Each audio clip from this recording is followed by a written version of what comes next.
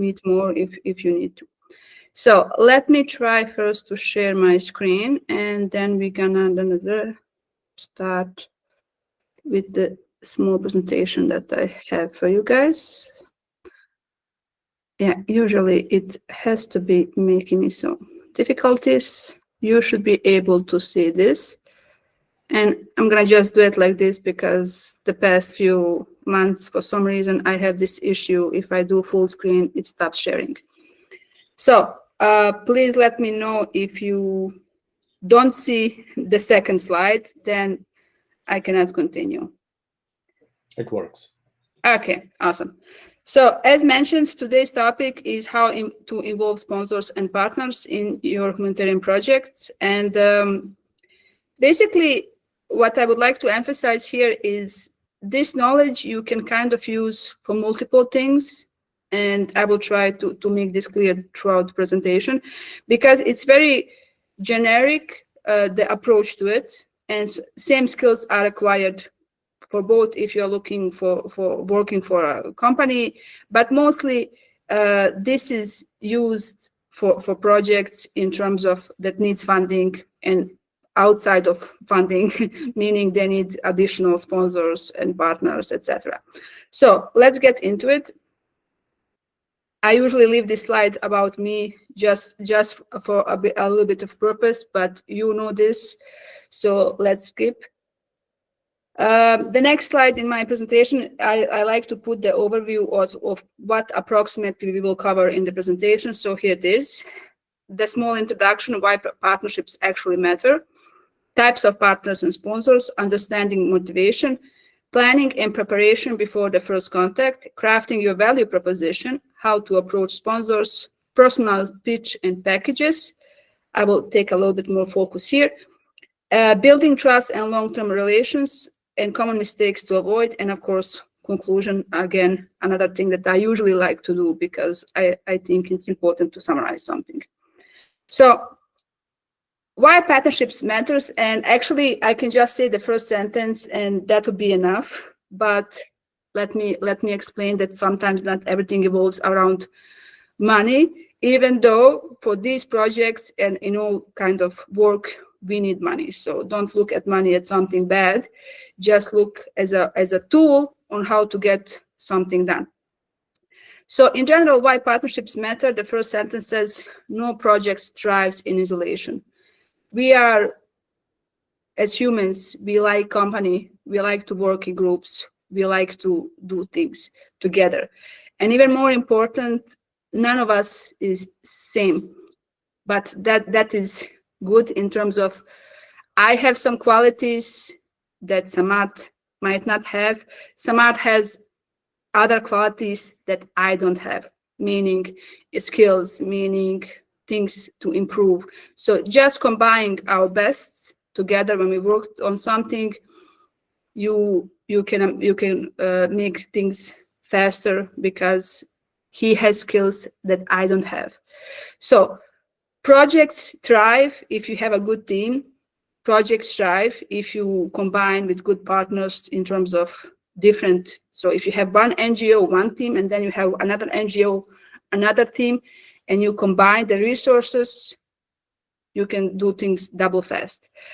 But just from experience, don't get overly excited. Sometimes you just have to be very clear on things, who does what, otherwise it can be less productive, let's say it like that. So partnerships bring resources, visibility, credibility, and expertise. I kind of explained all of this already, but let me just emphasize on visibility and credibility. When I, as an NGO, recognize you as a student branch, that gives you more power, let's say. It gives you more visibility, because I will share your content, for example, on social media. I will promote your event that we are working together, that we partnered up. So it gives you more visibility online. It gives you more visibility among your target audience, not just online, but in general, in newspapers, on TV, whatever. And it also just by default gives you more credibility because you have partnered up with someone who is already acknowledged as a good NGO, good company, etc. So this is why it's important to have partners, because just by putting additional logos, it makes it look bigger, by psychology. So it amplifies the impact, and it gives you easier sustainability, and it will give you, to organize that same event next year, it will give you much easier access to other potential partners and sponsors. So that's about that. Regarding the types, of course, financial sponsors, usually people most aim for this because with money you kind of can solve most of the things. But there are also like in-kind partners that offer materials, services, or venue, which can be incredibly valuable. If you go to a hotel and they offer their conference hall for free, you don't have to pay for that conference hall. You're putting the logo for the event. That solved a big problem for you. So that's amazing. Strategic partners, like they share knowledge, networks, audiences, speakers, they bring you speakers for your event, etc., etc. So very big in value, but they didn't give you anything in money. But they gave you a person that you don't have to pay to be a speaker. In IEEE, we tend to do this for free, but for some other organization, they might ask for a fee to be a speaker or something. So it's easier if you have the speaker, and they provide it for you for free because that person works in that organization, and it's kind of part of the deal. And then you have the institutions, meaning other NGOs, universities, or local authorities. So NGOs, for example, depending on how big they are, they can be any of these sort. Some NGO will give you financial support, some because it's easier.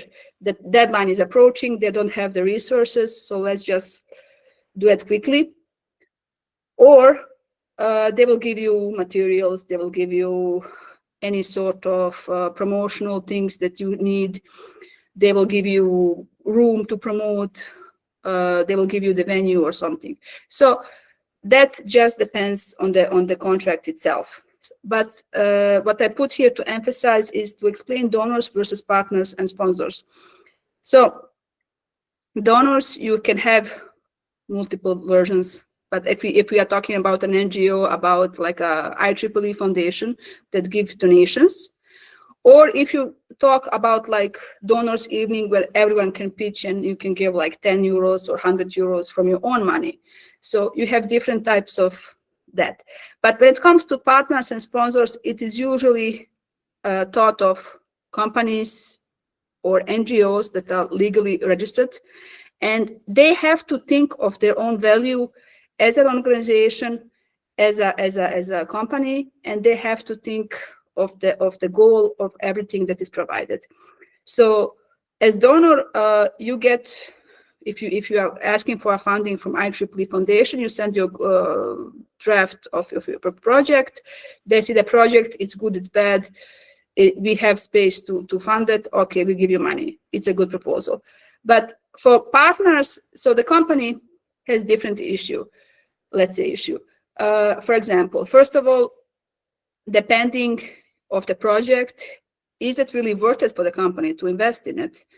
Despite the program being lovely, but still, is that money worth it now for the company? The company has maybe it's end of the year, the budget is already used for such things, or it's they have to have Christmas bonuses or something, so they don't have the money laying around for that. Or you have to think, oh, it's a great project, but this one value is not aligned with us, we cannot do that.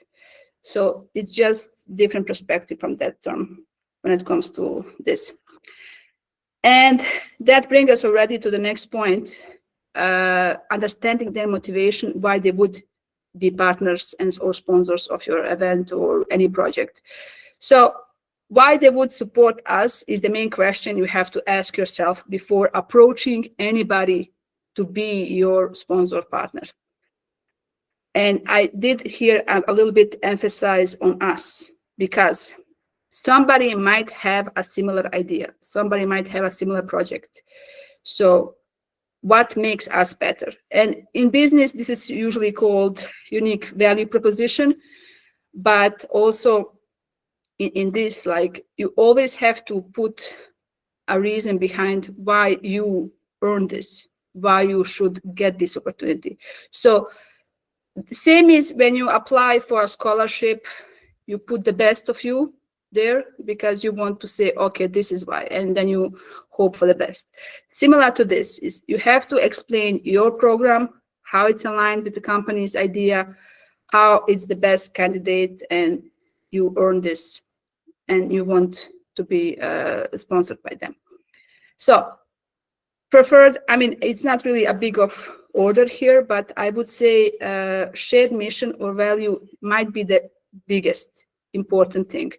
Because if I said, like, if you know that your company is not so much into eco-friendly materials, for example, and you are organizing a project that involves something for the environment and humanitarian, and they are really doing fuel things, and they are not really putting any effort in the eco-friendly movement, you are just wasting time if you approach them. They will not invest in that because it doesn't go good with them. They are depending on fuel. So that is the most important one otherwise. But other than that, public recognition or corporate social responsibility alignment, meaning some companies really put emphasis on this to be corporate socially responsible, and they are trying to do so. Unlike that non-eco-friendly company that I mentioned earlier, this is something they would invest. They would invest in something that is environmental, that is humanitarian, etc. And so for them, if you see that values in them and you approach them, for them, that's a good thing.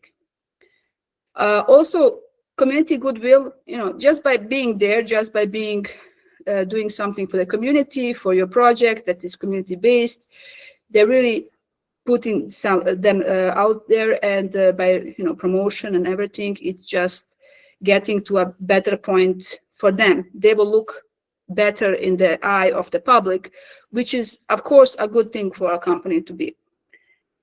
And of course, sometimes a company has interest in networking on visibility opportunities, meaning some of their founders, speakers that you can use as speakers, they appreciate this, and you are organizing an event, and then you call them.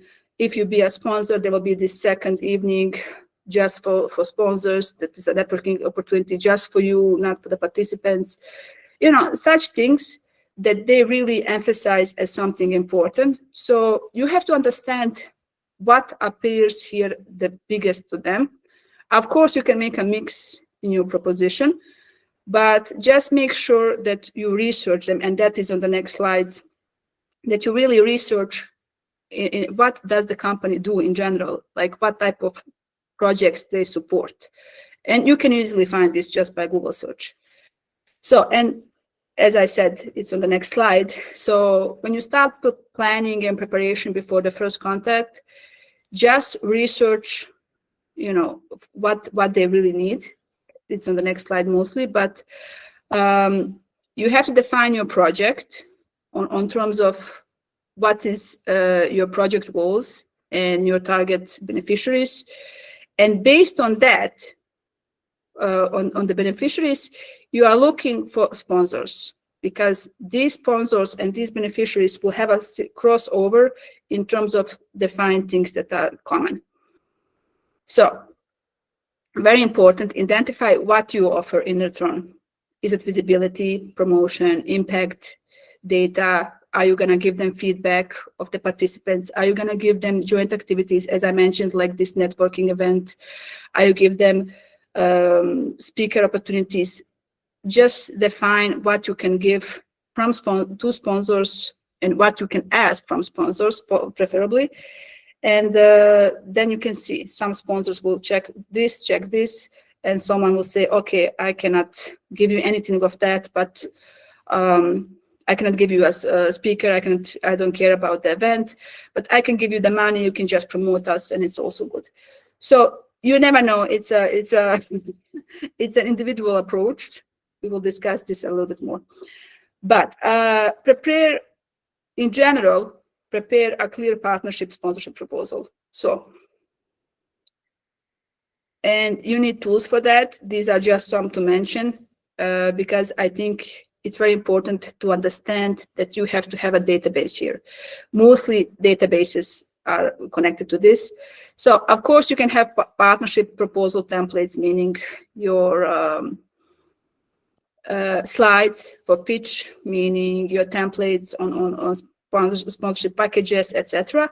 But funding databases, except for example, some of the IEEE operational units that can provide you a little bit of funding, or other NGOs. But most importantly here, I'm focusing on the companies as their lists. So these are the corporate social responsibility lists, meaning companies. Project management and reporting tools. I mean, I believe most of you already use some of these, but I like to mention it since I'm here. So when you're crafting your value proposition, you have to think, as mentioned, why would they fund us, support us? What makes your project unique and impactful? So it's the same question from different perspectives. You just have to put here like, okay, you need to support us because our project will give this to the world. So for example, for a company, some companies, and I know this for a fact, they want good students as interns. So that can be a value that you can offer through some of your projects as well. Or you can, so just make a list of those things and then combine to a synchronized value proposition. So, and of course, how does everything align with that priorities of the company? Again, what are tangible benefits for them? Promotion reports, testimonials. How will you give them over? So, but I'm kind of, as said, I'm very generic here, but for a smaller event, you don't have to give them like everything. If you have planning a big conference, of course, the list of benefits should be bigger, and I will mention that in another slide as well. But if you make a small event, just telling them, okay, for this amount of money that we need to pay the venue, or if you can give us a venue for free, we're gonna promote you on our social media. It's one thing, we ask for one thing that we need in this program right now, and if you can provide this, we will do this for you, for example. Or we can give you also option to speak in front of the students. Maybe they will be interested to work in the future for you, etc., etc. So just again, it comes back to that: research your target sponsor in order to understand their needs. And again, I just mentioned this research, but it's crucial. It sounds so banal, so basic, but it's so crucial. Before you start with any contact, just make sure to see how much you have on that person, on that company, meaning if you have anyone working there. I can tell you for a fact in IEEE or HTSAP or such organizations, like everyone knows someone from some workplace. Like there is big chance that there is a young professional of IEEE in some position in some company that you need access to. Huge chance. So that's very good for us. So if you have that person like in LinkedIn, or if you know them like they are 2 years older, they have been in the same uni as you, you contact that person first, get some intel, and then you do the pitch for the company. Very basic thing, but works perfectly. So then, based on the intel, based on everything else, you send a personal pitch or just an initial email? Can we have a call? Sometimes they will have a call. Sometimes they will just want the details. Then you send the drafted document that you have. But if you are lucky to present that, it's probably bonus points if you have negotiation skills. But if you just send the personalized pitch, and if it's short and clear and impact focus, and you explain the benefits and outcomes good, you might get a response. But keep in mind that also, I haven't written this anywhere, but it's a very important thing. Acquiring sponsors, partners, or sales in general, it's a numbers game. So you have, like, you contact 10 people, 10 organizations, and you might get 5 calls out of that, and you might get 1-2 sponsors out of that. It's statistical games. So you just have to make more cold calls, then you get a warmer call, and then you get a sponsor. So it's really a game like that. I mean, maybe it's not like 10-5-1, but it's definitely a numbers game. So you just have to have in mind, okay, if 5 people have crushed my soul today, tomorrow's 5 people, there's probably one who's gonna say yes. Or you just continue the same day in order to get the numbers higher. So this is why it takes really specific people to be working just in sales. But it really is like that. If you did any type of sales, and this is negotiation and sales in a way. So yeah, this is something to have in mind. And of course, follow up respectfully and on time. So if you get back or an email, or if you get a call back, or if you get a call back and they say, let's catch up tomorrow, don't wait day after tomorrow, just call the person, require details. Did you manage to talk about it? So in general, I really wanted to put some of my packages here, but it's kind of not really possible. So in general, this is how packages look like. You make something gold, silver, bronze, or platinum, or different types, or you have like friends. So when I say packages, this is like for a conference or something bigger.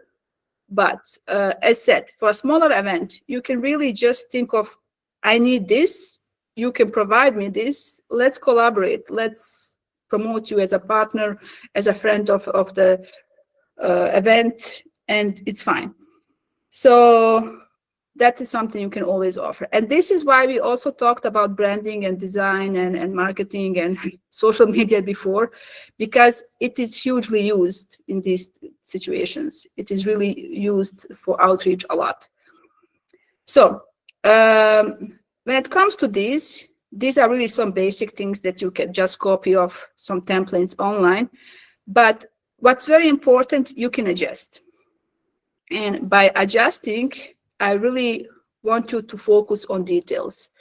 So, for example, depending on the scale of the event and how much printing material you're gonna have, so example, your logo will be visible on our pro material.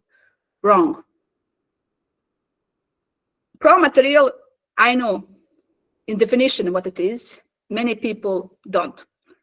Pro material can be caps, shirts, it can be a bunch of things. There is this pro material, there is this business material, there is a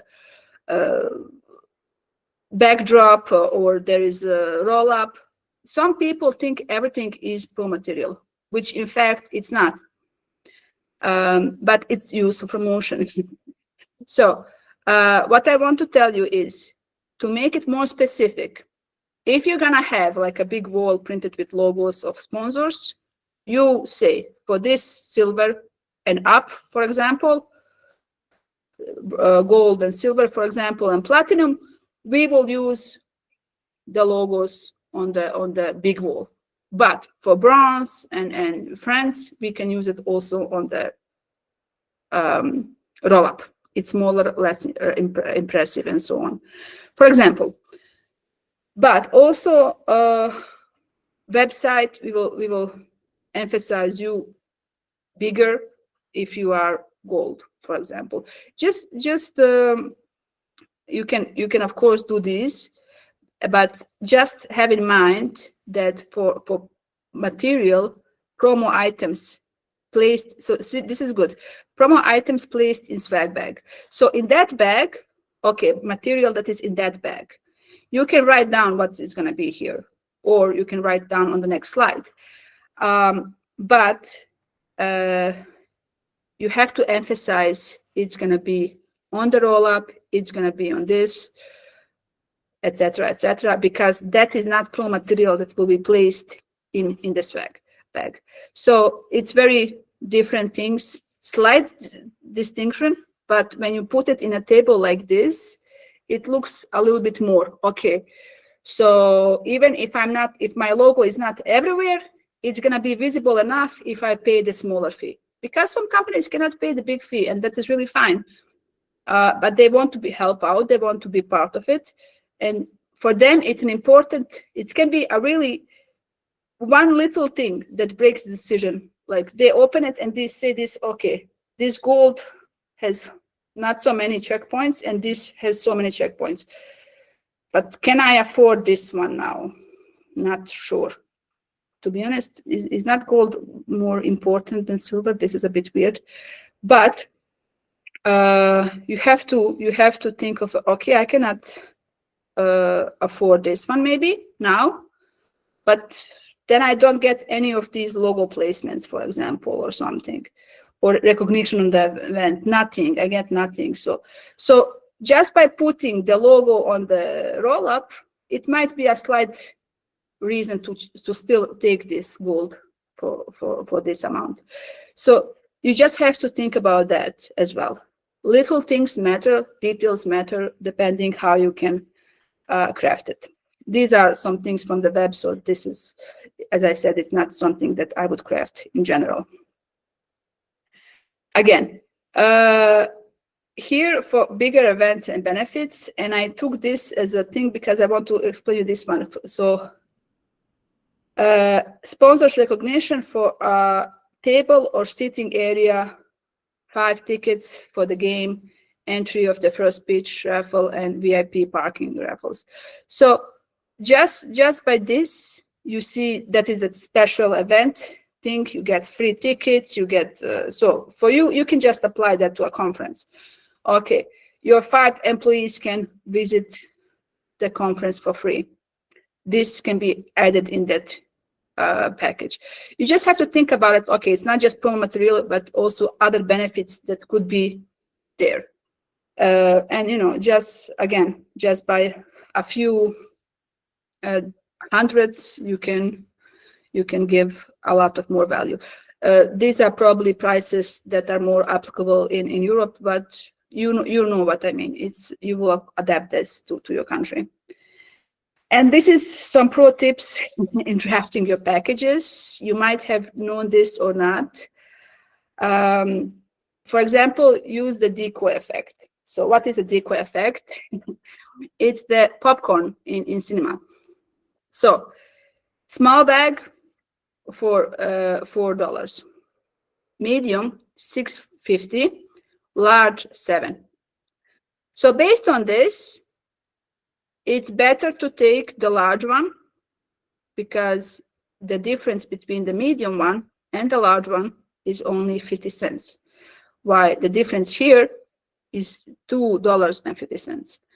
So this is called the decoy effect, meaning you put something in between that is actually not worth it to buy if you want for someone to take the bigger one. Or it looks like they have options, but on the psychology based, they are thinking actually between the small or the large one, depending on the budget. So if you have like 3 packages like this, if you put, for example, so ignore this one of 200, or ignore the platinum one better. So you have 200, 500, and 800. If you put this one, 700, more people will take the gold one. But If you are not, if you know, and if you don't believe you can get so many people, and then everything will be wasted, because somebody will take the bronze one because it's cheaper and they still can do be part of your event. But if you definitely want to have any sort of more people going into the first two, you can just put this one like 350, and then you say, okay, gold one is so huge and this one's 350. Okay, I will take the silver one, or I will take the bronze one. It's affordable. So that's the decoy. The decoy is just to swag you in one direction. So it's mostly used in this one to be for the larger packages, larger offer, but it can be also used other way. So just keep that in mind. And here's another example. So web only, $56, print only, $125, and then print plus web, $125. So literally in this offer, so this is a decoy, it just stands there, oh, print is expensive, but here it looks like print and the web is kind of free in this matter. So yeah, this is something to have in mind as a potential game changer, how you want to. And very important, you can change these things sometimes depending on the clients. Okay, another pro tip, I mentioned this already, but think in advance. If you know you have a conference in December, most companies have budget reviews beginning the years if they want to allocate something in let's say, humanitarian activities, in NGOs, in projects that are outside of the company. If you want to have them on board, think earlier. As early as you get contact with them, there are bigger chance that they will help you out with. It can be mentioned just only, you can have only in emails. Keep that in mind. It will be in December. We will contact you in 2-3 months again or something when we start planning. But, just keep in mind, because this is really something. And I'm sure if anybody of you has organized something in December, it is a big chance that they had this type of excuse, let's say the excuse from a company. Oh, it's end of the year almost. We don't have any budget for this left. We did already spend those. So just keep that in mind. So you got your partnership. You're working together. And one important thing to have in mind is to build trust and long-term relationship. As I like to say, a satisfied sponsor is likely to help out again. So if you keep your communication transparent on the things that you have agreed on, if you deliver the promises and the reports, the results, everything what needs to be done, preferably on time. If you share success stories and acknowledge support publicly. So if something happened as it should and you are excited, and it's usually like you are in the contact on the same day, then you post about that, you share the success story, it brings more hype. And then, of course, if you have some other events, something else happening, just keep the email list of your previous sponsors and, contact them. We would like to invite you. We don't need a sponsors now, but we would like to invite you to participate in this, or if you want to be a sponsor again, of course. But it's really important just to say hi from time to time and keep these partnerships flourishing. And here is just nurturing partnerships in a way illustration. So of course, there's always, if you do something, there's a big chance you will make mistakes. So here are some common mistakes to avoid. Approaching without clear purpose. I think from everything that I said today, this goes without saying. It's very important to know what that company does, what possibly they can offer to you. And if it's just money, okay, if it's money, we have already all the speakers, we have everything, but just be clear on that point.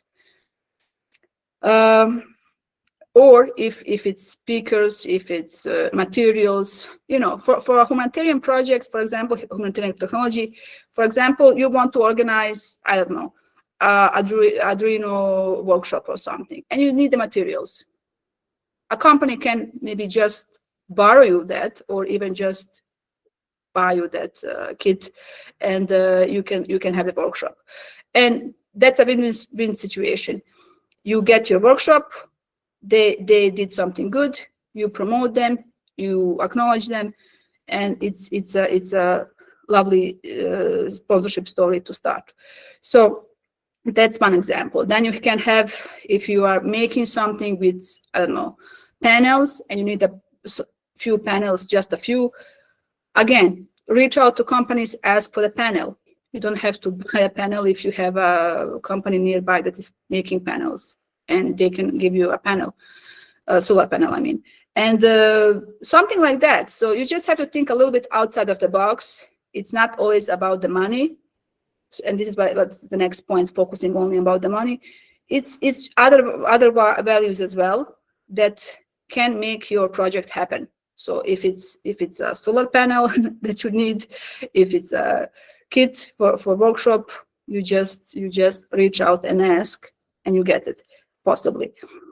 Or if it's a speaker for the workshop, if it's a company visits, they get you a company visit for free. They get their experts to talk with students for a whole day. That's amazing value to give, So it's very important to think about each of these companies, each potential sponsor, when you approach them, how, and to that. And as I said, make a list, and then think. It can be an Excel sheet, and then in Excel you can write, this can give this. We have this contact here, maybe that contact can ease the communication, and so on. So it's very, very different things, but all of them are useful for you. And as I said, it's very important that you customize proposals. Don't send one template with just email, dear this company name and this company name. No, just customize, preferably based on these things that you researched and that you agreed on. It can help you out, a little things. One slide can make a difference. So have templates, of course, but just think of each of it. And ignoring follow-up or post-project relationship, that can be losing somebody over really stupid mistake. And just wanted to read this: forget the mistake, remember the lesson. It's very important. We all make mistakes. We all happen to forget our email or something, but it's also good to learn from it and improve it. So my conclusion is promised. No project thrives in isolation. Partnerships bring resources, visibility, credibility, and expertise. Different types of partnerships and sponsors bring different value. I think I have emphasized this enough. Why would they want to support us? As mentioned, it's a very important question. Explain clearly your value and your benefits that you will give them. Plan and prepare before the first contact. Research the organization company first. Be clear in your pitch. What you offer and what you expect, options. And it's really important to be here. So this is, again, connecting to the previous one. Be clear on your value and your benefits. So what you offer and what you expect. You offer the value that is given in this project and these outcomes. And this is what you expect from them, ideally. But also give a little bit room. If you think of something else, please reach out. Just makes a little difference as well. Focus on details in your sponsorship packages or any basic offer. So any basic offer that you, as I said, sometimes it's a small project. You don't need to make these packages for a project that requires in total 100 euros for a potential kit or something. Just go and make basic offer to a company and say, we need this, we have all of this, we can do this, we just need this one thing. If you provide us, we are giving you this. So it's just one email, one offer, and it goes mostly. So as said, but these packages are definitely for bigger projects needed. Build trust and long-term relationship. As mentioned, the satisfied sponsors is likely to help out again, to support again. And out of everything that I said here, I want to tell you one very specific thing. I think it's very important. Samad said at the beginning of this, you never know who you meet in IEEE. You never know who you meet on your quest to a sponsor. I can guarantee you that. I have in my previous line of work, in the organization that I worked, in the companies I work, I did so also some sponsorship development in one of these areas, and I met so much media. I met so many companies or NGOs, and those are now my personal contacts, most of them anyway. Despite that I'm not working in that organization anymore, they still know me. We still have each other on WhatsApp. We still have each other on LinkedIn or something. And when I have something new happening, I reach out just in case. You never know. So that's also something to think about. Despite that we do everything here for a humanitarian project, it is your personal development that is also happening, and your personal network is growing throughout this. And I really want you to think about that. And a sponsor will always remember you more than your what you stand for, because they had initial contact with you. So if they're going to be mad at you, the whole project goes down. Or if they had a great relationship with you, that project will be fine. They will forget about the project, but they will remember you more likely than the project in like 5 years or 3 years. And trust me, 3 years go like this. So just keep that in mind. It is also something for you to in all of this. Even if the money goes to the project, you get value as a person throughout this, and not just contacts, but also the knowledge that you learned all of this. So, and once again, don't focus only on the money. Another very important reminder. The only thing that I kind of missed to put here on this presentation is maybe the importance of negotiation skills. And I would warmly tell you to get a book, The Art of Negotiation, if you want to reach out more into this type of things. Negotiation is really a skill that can be used in so much. So that's something I would really recommend you to find for yourself online in PDF, at least. So yeah, that's that. I would like to finish with 2 quotes. Jane Goodall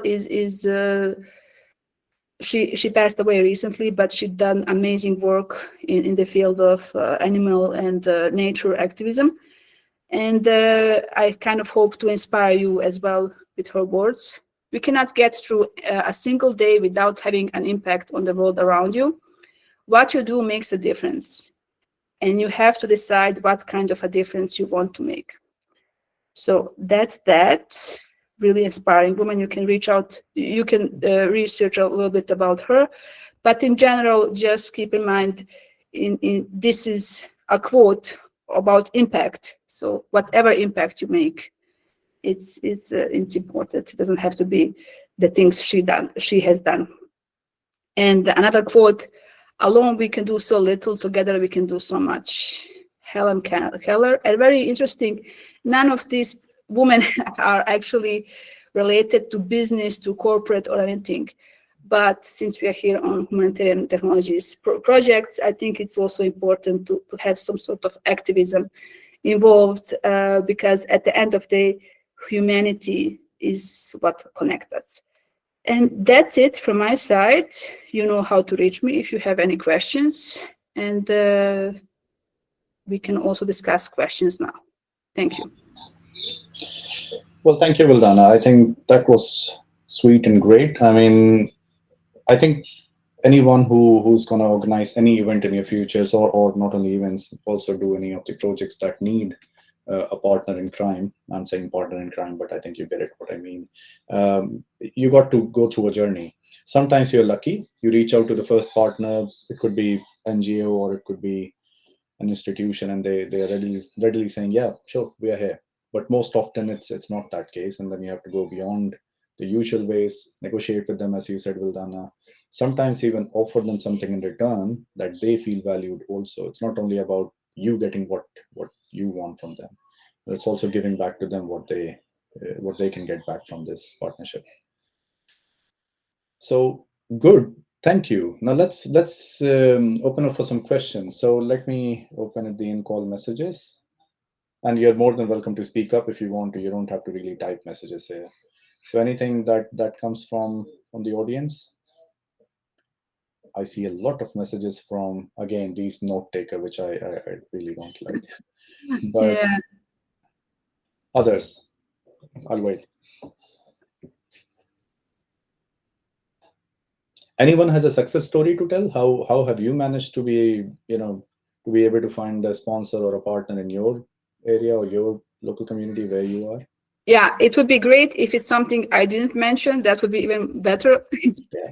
Then we can promote you to a speaker. Yeah. But I think I covered the basics, and I'm sure some of them already have some experience in this. Yeah. But yeah. This is why Samarth is asking about success stories and not just questions.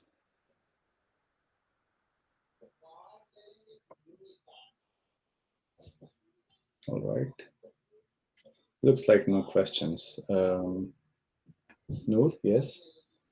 Well, I would like to add that I think it's important to, when we want an organization or a company to sponsor us or partner with us, it's really important to know this company and what is the work culture of this company, and to speak the language that this company speaks. Because when you approach them, there's a certain way of speaking they expect from you. And I guess that this interaction may affect your future collaborations. Yeah, I mentioned a lot that we need to research the company, because it's exactly for different reasons. If the company will have any interest, if the company does things like this in general, but also, of course, if it morally aligns with you.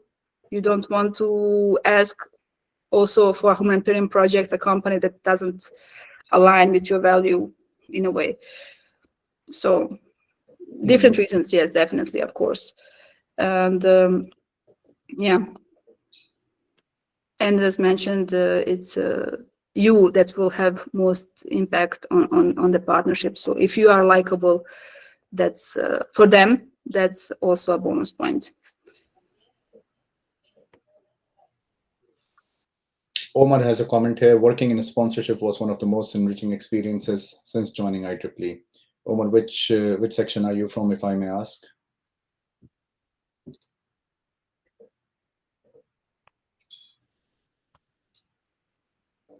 Tunisia, yeah. I mean, you guys are doing quite a lot of things, so I can imagine this. Yeah, they are doing a lot of conferences, a lot of events. So definitely. So yeah, Tunisia is a bit more advanced maybe for this presentation in general, because they usually have a good settings of people that already doing these goods, so they just transfer the knowledge to new volunteers.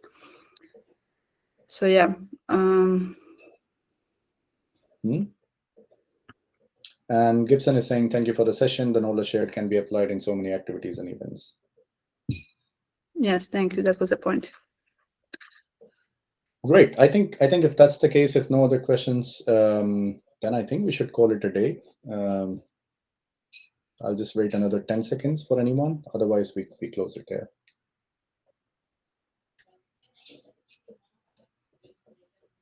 All right. Good. So again, first of all, thank you to you, Vildana, for taking the time and preparing this and doing this for us. I really hope that this was useful to everyone attending here, and to all of you who are listening in. Thank you. I know this is Saturday evening for everyone, so this is not easy, but thank you for taking out the time and listening in. And let's keep in touch after this. So stay safe and have a nice evening now. Thank you, everyone. Good night. Thank you. Bye. Bye.